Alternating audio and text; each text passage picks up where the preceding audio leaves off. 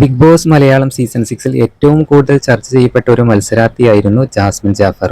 ഷോയിൽ ജാസ്മിന് 3-ാം സ്ഥാനമാണ് ലഭിച്ചിരിക്കുന്നത്. ബിഗ് ബോസ് മലയാളം ചരിത്രത്തിൽ ഇത്രത്തോളം ചർച്ച ചെയ്യപ്പെട്ട ഒരു മത്സരാർത്ഥി വേറെ ഉണ്ടായിട്ടില്ല. ആരോടും പേഴ്സണൽ ക്രിഡ്ജ് വെക്കാത്ത ഒരു മത്സരാർത്ഥിയാണ് ജാസ്മിൻ. പറയേണ്ട കാര്യങ്ങളെല്ലാം തന്നെ എല്ലാവരുടെയും മുഖത്ത് നോക്കി പറയുന്ന ഒരാളായിരുന്നു ജാസ്മിൻ. ബിഗ് ബോസിൽ കയറിയതിനു ശേഷമാണ് ജാസ്മിൻ ഇത്രയധികം ശ്രദ്ധിക്കപ്പെട്ടത്.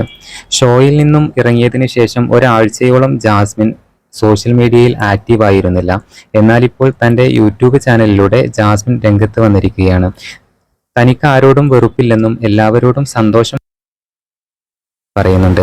ഇനി മുതൽ സ്ട്രോങ് ആയിട്ട് തന്നെ മുമ്പോട്ട് പോകുമെന്നും താരം പറയുന്നു. ഞാൻ വിശ്വസിച്ച് പോയ കുറെ പേർ എന്നോട് വിശ്വാസവഞ്ചന കാണിച്ചു എന്നതിൽ എനിക്ക് വിഷമമുണ്ട് എന്നും ജാസ്മിൻ പറയുന്നുണ്ട്. എന്തായാലും ഇത്രയധികം സൈബർ ബുള്ളിയിങ് ഉണ്ടായിട്ടും അതിനെ സ്ട്രോങ് ആയി നേരിട്ടു എന്നുള്ളതാണ് ജാസ്മിൻ ജാഫറിന്റെ ഏറ്റവും പോസിറ്റീവായിട്ടുള്ള ഒരു കാര്യം എന്നുള്ളതാണ്. എന്തായാലും ഇനി മുതൽ സോഷ്യൽ മീഡിയയിൽ ആക്റ്റീവ് ആകുമെന്നും നാളെ മുതൽ യൂട്യൂബ് ചാനലിലൂടെ വ്ളോഗുകളൊക്കെ ആയിട്ട് മുമ്പോട്ട് വരുമെന്നും ജാസ്മിൻ പ്രേക്ഷകരോടായിട്ട് പറയുന്നുണ്ട്.